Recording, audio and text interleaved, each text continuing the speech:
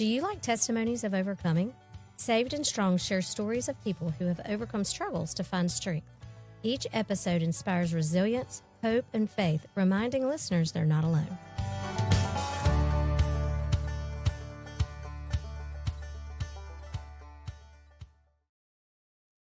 Hi, this is Carrie Watts with the Saved and Strong podcast. I am here today with my friend and author, Hope Dover. Hope, thank you so much for being here. Absolutely. It's my pleasure. I'm glad to be here.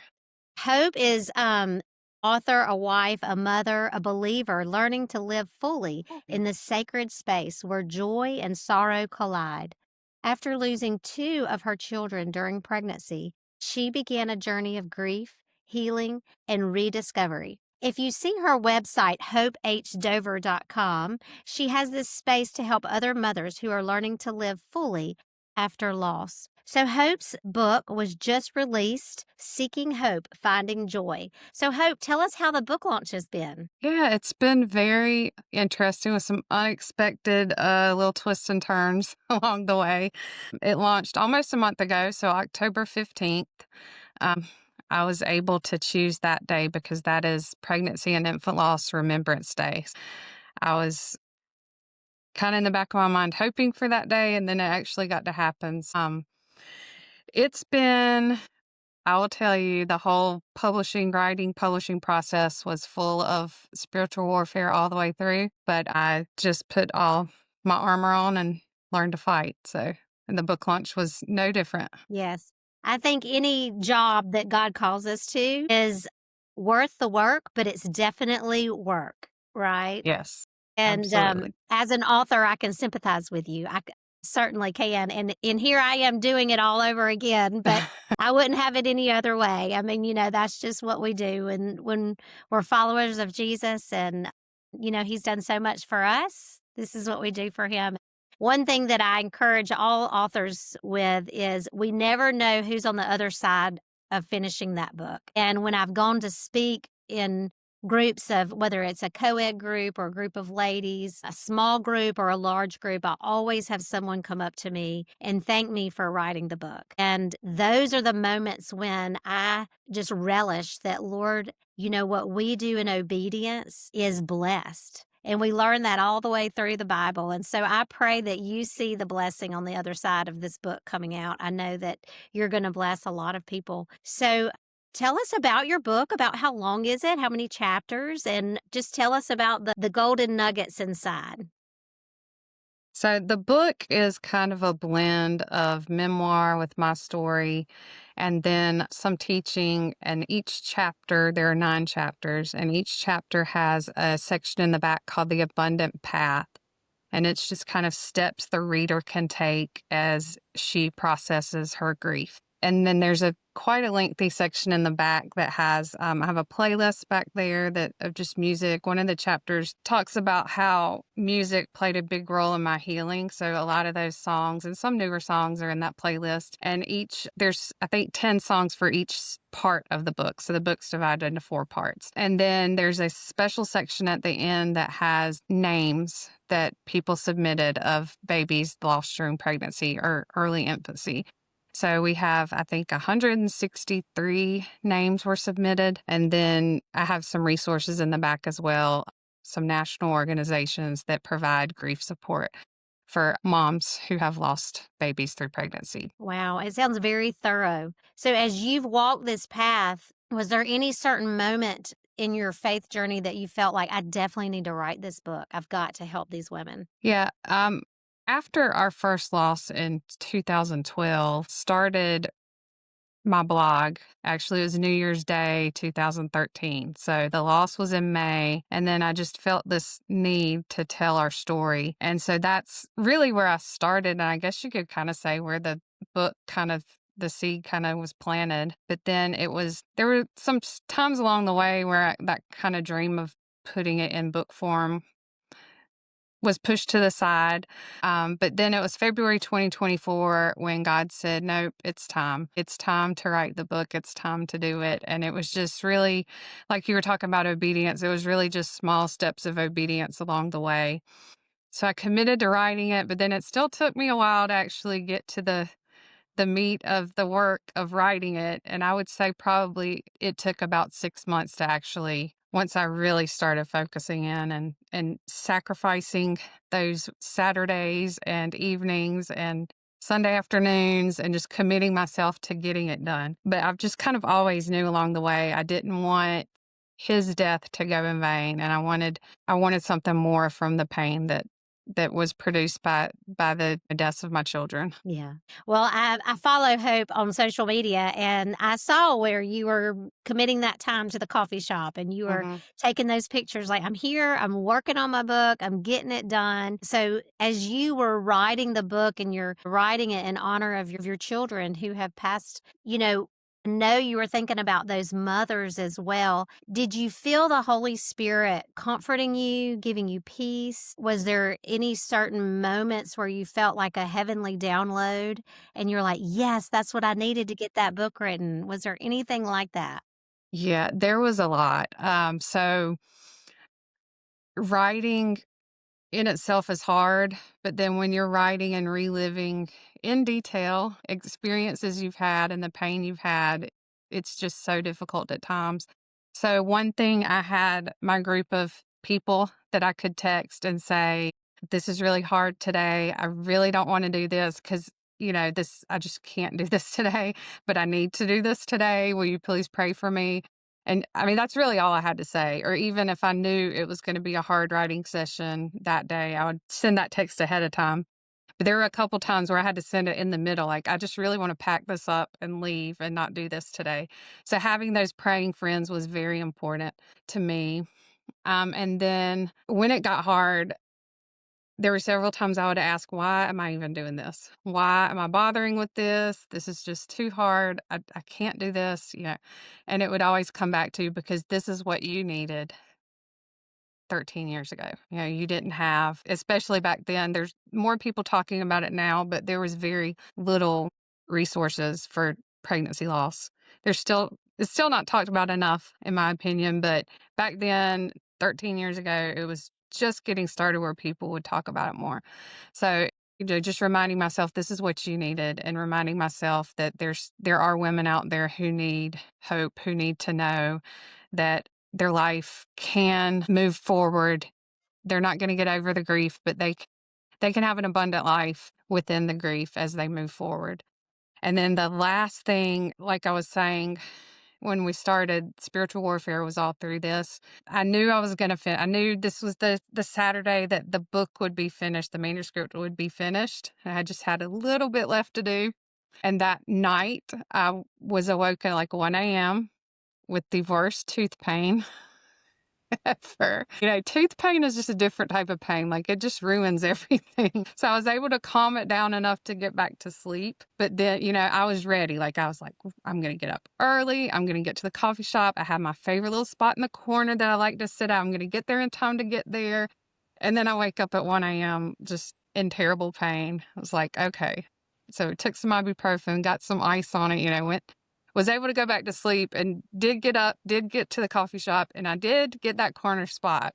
But this is the same coffee shop I spent a lot of Saturday mornings in, but I have never, in all the times I've been there, seen so many Bibles out openly on the table. And so there was one point I looked up and like every table that was surrounding, I'm going to cry, every table that was surrounding my table had a Bible on it open. And that was just kind of just God's way of saying, you got this, just keep going. Yeah, that's awesome. Well, I will tell you shortly after your book came out and I received a copy, I took a picture, sent it to you, and then I gave it away because I knew Mm, somebody that had had a miscarriage. And so it was, I mean, I haven't known anybody that's had a miscarriage in years. mm. And so, I mean, it was right on time for me. And so I've had to order another copy because I know that's going to happen again. And I always want to have one on hand. I saw on your website where you have an impact bundle. Is that what you're calling it? Tell us about Yes. that. Yeah, so it's my dream to get this book into as many OBGYN offices, counseling centers, anywhere like a woman experiencing pregnancy loss might find herself. just to have a copy just in the waiting room that she could just pick up and take home with her, or even, doctors that would just keep a copy and hand it out. So when people purchase the Impact Bundle, they will not really receive anything themselves, but the books will come to me and we'll get those shipped out. And I will reach out to the buyer and see if they have a specific location that they would like them donated to. And if not, we're going to start in the greater Charlotte area. So I'll start with my doctor's office and then we'll just branch out. But yeah, that's my ultimate dream, is just to get this book into the hands of as many women that need it as possible. Now your book cover is beautiful, and, how did you pick your colors? So my colors, I had several options. I had, when we were doing the book design, I was like, purple. Purple is my favorite color. But then, yeah, threw in some greens in there, and then the purple and the kind of the different shades of purple ended up being the winner. But the inspiration behind the cover is the art form called kintsugi, which is the Japanese art form where they take broken pottery and glue it back together and mend those broken pieces with gold. And so that's the inspiration of the cracks on the cover. And then I write about this in the end of the book, at the end of the chapters, about an experience I had. So in March, I attended a retreat on Sabbath rest, and the lady that hosted the retreat, I've known her for a long time, but I believe it was back in 2019. I attended a workshop that she hosted, a writing workshop. And looking back in my journals, I wrote, after that workshop, in my reflection, I really have to figure out this joy and sorrow thing. And that's throughout my journals from that time period. But during that retreat back in March, we did a craft project, which is kind of a simulated kintsugi project with some cheap plates, where we had to piece it back together. And as I was completing that project, I was able to kind of relate that project to my grief journey. And I write about that in the epilogue of the book and that experience. But yeah, that's, the book cover is based on the kintsugi art of mending the broken pieces with gold. Such a beautiful visual as well.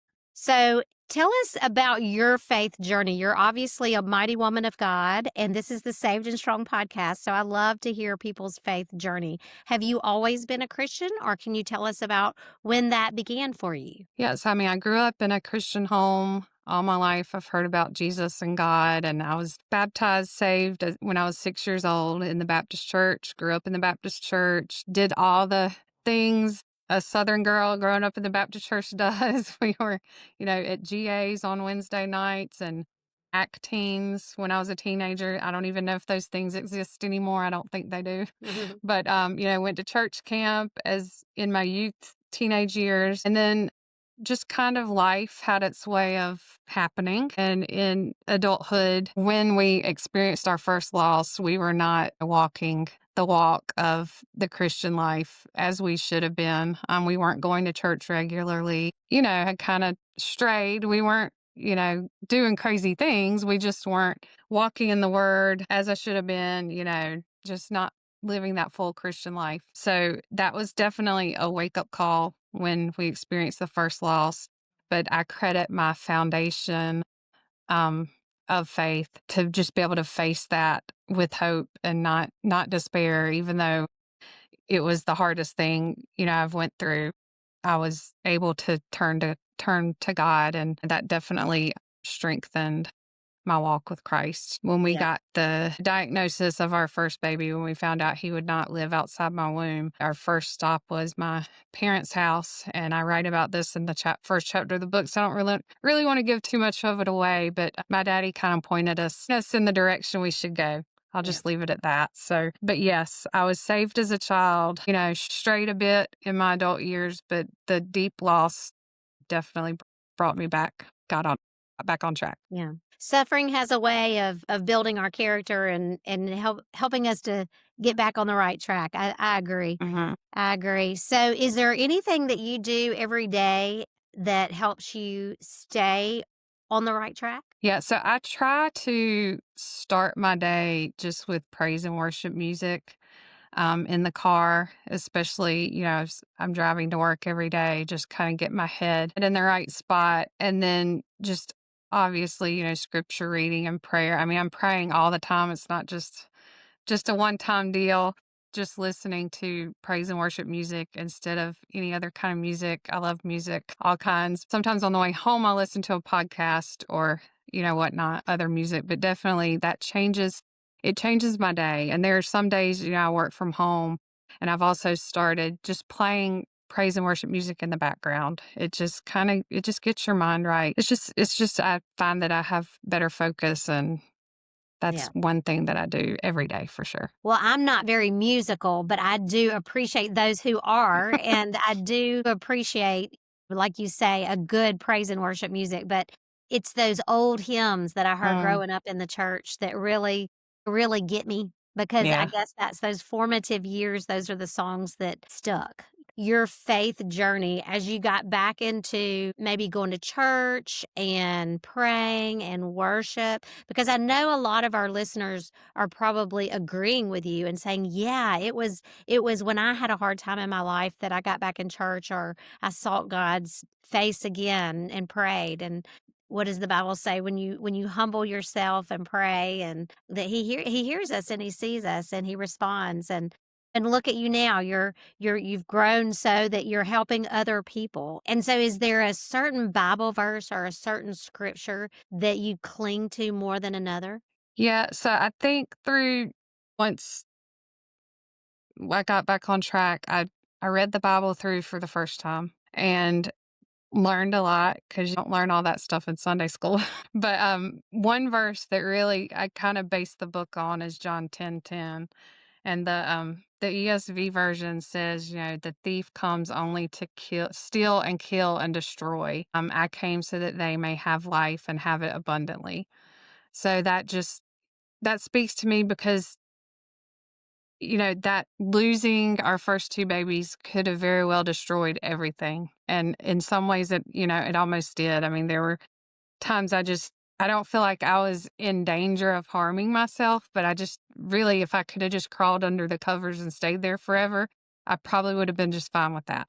There are those days that it's just extra harder, Mother's Day, Mm, holidays. His due date was the week of Thanksgiving. So, holidays, there's always an empty seat, two empty seats now. And then Mother's Day was always hard, and it still is hard, but just my motherhood was not recognized. yes. Even though I was a mother, I didn't have living children to prove it. Yes. And I write about that in the book as well, seen versus unseen motherhood. So all of that could have easily destroyed me. It could have destroyed our marriage. It could have just really taken me out. And that's exactly what the enemy intended that to do. But through Jesus' death and resurrection on the cross, we have life, and not just life. It's not just surviving what happened and just like going through the motions of every day. The life God wants us to live while we're here is abundant, like just living fully and not, like I said, not just going through the motions, but really living. And that's just kind of what I base everything on now. It's just not letting Satan have the last word. Yes. My story does not end in sorrow. It contains sorrow, but it doesn't end there. Yes. And a big part of just getting through, even some days, I still have days like this, just getting up out of the bed and making it through the day is knowing I'm one day closer. I'm Hmm. one day closer to being in heaven with my babies. And there's times, that the only way I got through is knowing that my babies are safe and sound in the arms of Jesus. And one day I'm going to be there too. Beautiful. Beautiful. Now tell us on that playlist, what is one song or two that really resonate with you more than another? I'm going to have to look at it real quick. And if you have a I, picture of your I mean, if you have a copy of your book, you can hold that up too. okay. I do have it right here. See, it's so pretty. There you go. Yeah, so when I started my blog, I did something called Musical Mondays Mm. where I would post like a YouTube. This was like 10 years ago. So I would post the YouTube video of the song and like write a little commentary to it. So some of these songs are from that, and then some are newer songs. But I think there's one song, Blessings by Laura Story, and she had also a devotional that went along with the song. It's called Blessings too. It's all But right. that but that song's just talking about, what if the greatest heartache can end up being your greatest blessing. And Yeah. that's what happened with our story. And she has a hard story too, which she wrote a book about as well. When you go through something hard like losing a child, you have to look at things from a different perspective. I feel like to move on, you have to reframe the grief and look at it through the lens of, instead of this bad thing happened to me, how can this bad thing be used for my good and God's glory? Yeah. Yeah. I agree. Now, you mentioned the people that you texted when you were writing this book. Tell me more about your community and how they supported you through this. Yeah, so I have lots of different facets of community that got me through everything. One is a group called Kindermorn. It's an organization called Kindermorn.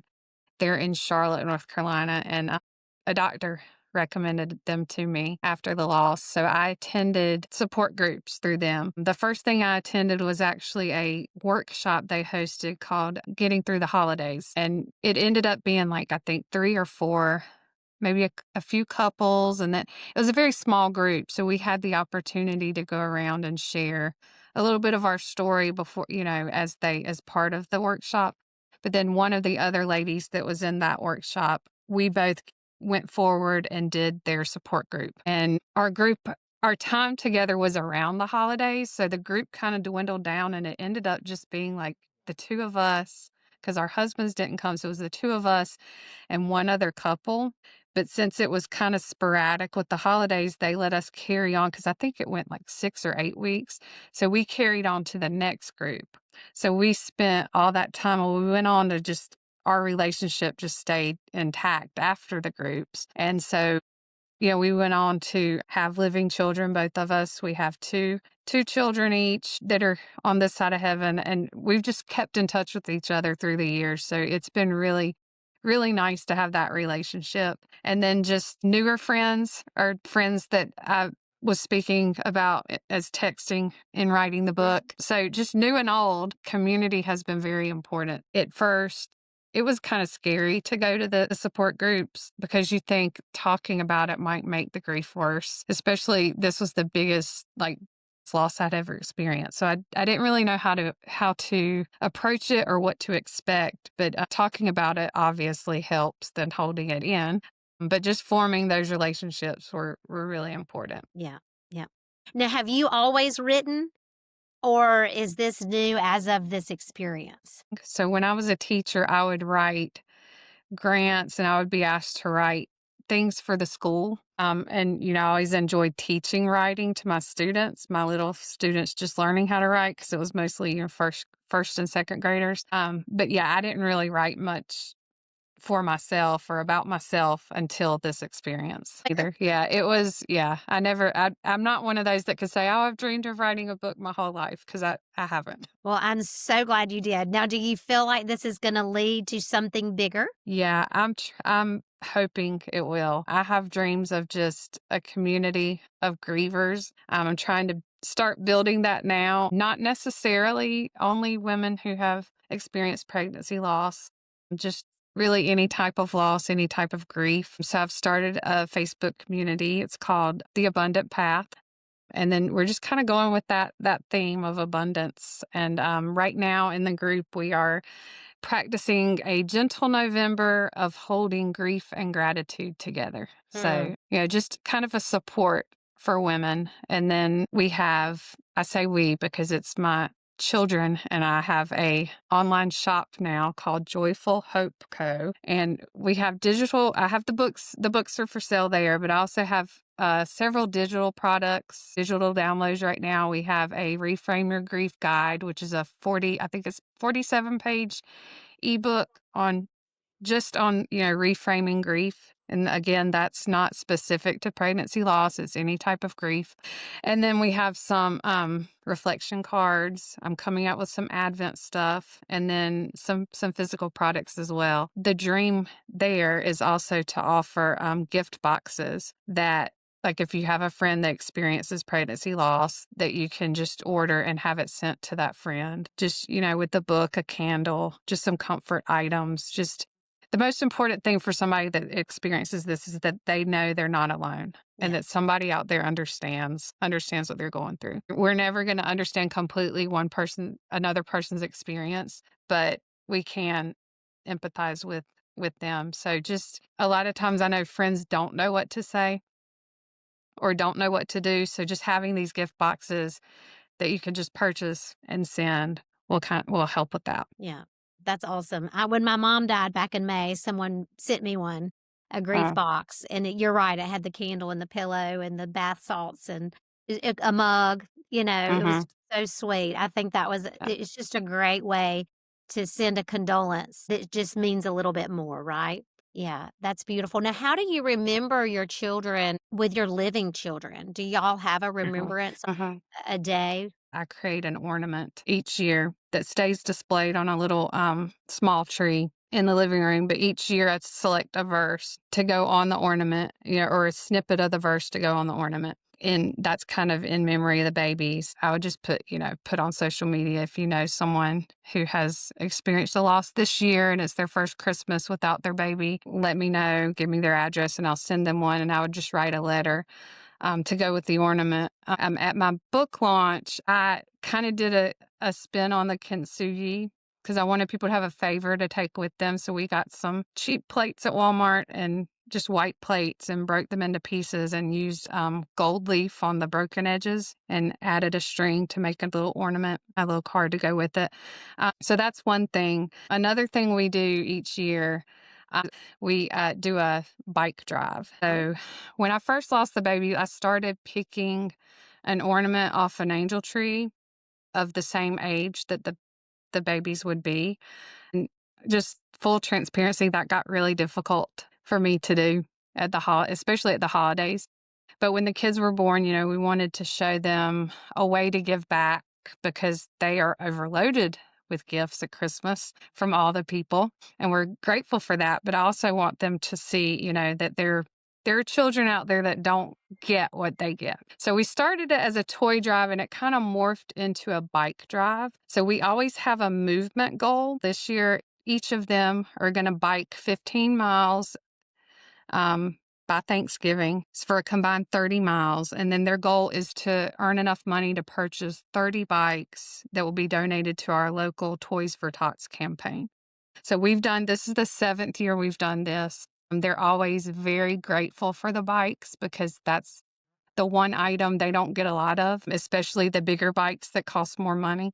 So they always like to see us coming. So we come in and unload all the bikes, and it's a really special time. But just it's very important for me for them to know, that there's more beyond themselves, and it's a way for us to we do it in memory of the babies as well. So our audience needs to know where they can donate Yeah. money for those bikes. So we can find you. It's on your Facebook page. Is that Yeah, correct? it is. And I think it's on Instagram as well. And I'll have your links to your social media sites in the show notes. So tell me, what are the names of your babies? Yes, their names are Thomas Roy. Thomas is my daddy's name, and then Roy is my grandfather on my mom's side. His name was Thomas as well. And then my husband had a good friend who passed away named Roy as well. And then my daughter's name is Margaret Rebecca. My mom's two sisters were named Margaret and Rebecca, and they've both passed away as well. Beautiful. Thomas Roy and Margaret Rebecca. I Mhm. love it. And so you have a chapter in your book where other people shared the names of their babies that had passed away, you said. Yes. Yes, we have. I just had a form for them to complete on my website. And I will tell you, when I messed up the form, because technology, when I created the form, the field where they put the baby's names in was all one field. So if they submitted more than one name, it didn't show up like on a spreadsheet, it didn't show up in a separate column. So all that to say, I had to manually go in and copy and paste all the names. But I'm glad that I had to do that because I was able to actually look and read each name. And I can tell you, I wept as I pulled those names just because first, my sisters have both experienced miscarriages and their babies were in there. And then just looking at the years, I mean, here's one 1974. And yeah, and just the names, some just put baby and some put, baby in their last name. So just it was really meaningful for me to do that. And then at the launch party, not party, I didn't really call it a party, but my launch event we did at my church, it was more of a service. So we sang some worship songs. I read from the book, did a little Q&A, but we had a remembrance time as well. And I took each of those names and wrote them on a battery operated little votive candle. And we had them displayed at the front. And then after the service, if the people that were there, when we played a song and just had a moment of remembrance. And so if they didn't have a chance to submit a name or wanted to add a name to a candle, they did that during that song. And they were able to take their candle home with them. And I've had people reach out asking if they could have their candle. So that just shows me again, like it's so important that we speak these names and we honor these names, because that was a life that wasn't lived here on earth, but is there in heaven now. But it's also a mother's life that was changed forever because of that loss. Yeah. And moms don't forget their babies. No. Ooh, girl. That is so sweet that you remembered them that way. Had you been to a book launch event like that, or were these just ideas that you had? Not necessarily for pregnancy loss. I had been to a book launch event. This was again, I think it was January 2020 before, the world shut down. Mm. It was, but it was similar to that where there was worship music and the author spoke some, and the author, I think she interviewed some people, but yeah, it was kind of a different, I wanted it to be different because than just having a party, Mm. just because of the nature of the message. So Yeah. I knew I wanted it to be a time to just really give the book to God and let Him have it. Yeah. Let Him, it was, midway through the play, I'm like, these are words that came out of me, but this is God's book. This is God's message, and Mm. He will get it into the hands of the women who need it, and He will do immeasurably more than I could on my own. Yeah. I just think that's a beautiful way to honor your babies and other people's babies. Uh-huh. You're giving me all these great ideas for my next book. So thank you, Hope. I appreciate Okay. that. Absolutely. But that's a beautiful idea, and, like you said, you made a lasting impact. Well, I think that your book is going to make a huge difference in the lives of these mamas who have lost their babies. Is there anything that you would like to leave our audience with as an author, as a mom who's lost her baby? Any, inspiration or encouragement that you could give them? Yeah, so it's really important for me for lost moms to know you're not alone. And as I was saying earlier, your story doesn't have to end in sorrow. That you're going to be grieving forever. That's just the reality of losing a life that didn't get to be lived. You get to relive the loss, and then it's not just a one-time loss, it's everything that didn't get to happen because of that loss. All the birthdays, all the holidays, all the graduations, all the first days of school, it's everything.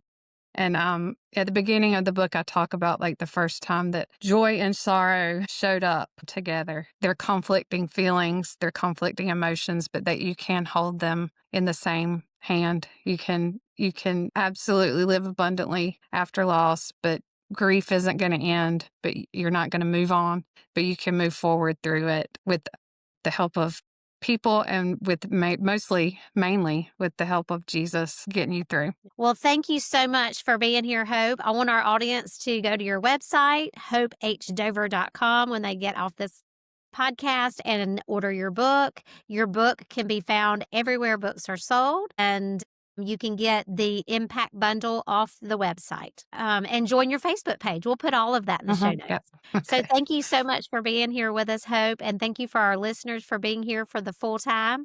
And we hope that you have a blessed day. Here